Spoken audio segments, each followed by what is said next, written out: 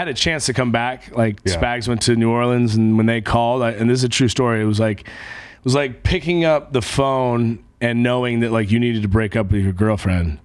It was a heavy moment, but I was like clear, like, dude, all right, it's time. Yeah. And I was like, and I told him, I was like, I think I'm going to retire. And he's like, you got snaps left. What are you doing? Yeah. And I appreciated that. It was flattering, but I'm like, no, it's time. And I had no idea what I was going to do. I didn't have a plan, right? Being Mr. Irrelevant and trying to figure it out. Like I had it was just, I had to be fully committed. You were living minute to minute. Yeah, like the front office guy could be there at the door after practice, and you knew that as soon as he made eye contact with you, like that was it. I saw it, you saw it all the time. The Grim Reaper. Who was the Grim Reaper? Was it Ray Agnew?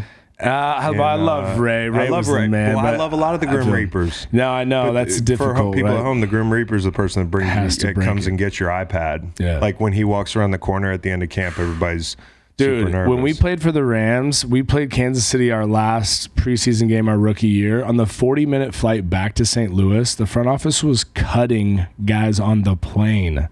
I've never seen anything so cutthroat. One of my friends got cut on the Dude, guys are like pretending to be asleep. Guys are like crying. Like, and this is no bullshit because that's real, man. Like these guys have worked their whole life, and rookies that are like, I don't know if I'm gonna get picked up. It's they don't know. But anyway, like... No, that's stay there, though. That's the reality. Like, I'll tell another reality. When I actually became a starter in the league, which was cool, like really as a Mr. Irrelevant, but like... We had fun, man. Yeah, man. Like, on the field, I'd look at Chris, and he'd smile. We'd be in, Seahawks Stadium and look around and be like... One of my best NFL friends here. There's a couple of kids out here, like, having fun. But when you started, what happened? So, the week before was the last preseason game. Chris Draft, linebacker, amazing human being, nicest guy. Like, he has asthma, and we were in Cincinnati, and there was an RV fire in the parking lot. His asthma kicked up. Dude, I got in. I made a sack, a pass breakup, and then a tackle for loss, and there was a 3 and out. I made all 3 plays. You were definitely not playing in this game, by the way. So hold on a second, though. There was an RV fire. Out in the parking lot. Like what happened to the Dolphins down there in the parking lot. You see that car blew up? Yeah. So Draft is out there. Why is he in the parking lot? Yeah. Why is he out there? He's not in the parking lot. The smoke came into the stadium. Stop it, dude. Bro, this is a true story. And it kicked up his asthma. He couldn't breathe. So I got in the game. And as a strong side linebacker, and I made these plays. And there was the next morning, it was cuts, right? And he was cut, and I was the starter because he was more expensive than me. Like, that's a cold heart. And he was like a mentor to me. He was somebody I'd like glean wisdom from. He's been in the league 13 years. I'm like, what do you know, man? What do I need to know? And you talk about the reality of the NFL, like them cutting people on the plane ride back was gnarly. But like that Chris Draft move for me, I was just like, I remember Torrey Holt used to say that stuff to me all the time. Like, hey man, document everything. Like you have to be your own, Yeah, dude. You're the ultimate independent contractor that people associate with a team, and you do have teammates, but nobody cares about your, like your future except for you. Right. And that's nuts, dude. That like the dynamic. First off, could he sue Winnebago? Fair.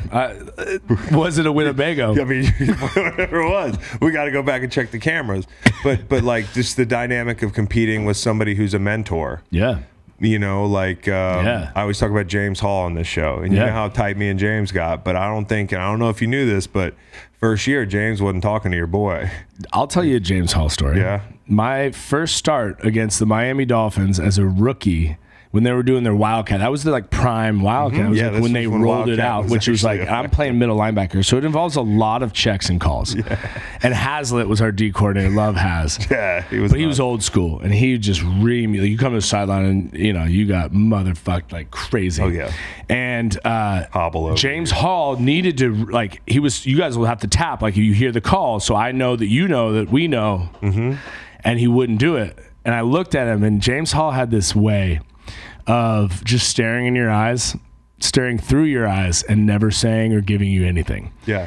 And I'd be like, I got pissed. I'm like, dude, I'm trying to do my job. I need you to do this. And he just gave me that. Bro. James Hall, he didn't talk to me for a year. Dude. Our lockers were next to each other. James sees this, bro. I'm still scarred. I'm still traumatized from that moment on the 12-yard line in Edward Jones Stadium. But that look, bro, only he can give it. It is the most hollow. I was in Detroit before I got here, motherfucker. I know how to be soulless. His eyes said, I was in Detroit, kid. You don't know. I'm not interested in the call. Yeah. I'm going to do my job. Yeah. And you need to go talk to somebody else. Yeah. And it was like, he was a great vet when it came to leading by example that first year. And that's what I needed. I didn't need somebody to tell me all the answers. I needed to watch, and I needed to go through it. Yeah. And there were challenges for me my first year and a half. And fucking James Hall ended up being one of my biggest mentors. He ended up being a big brother to me.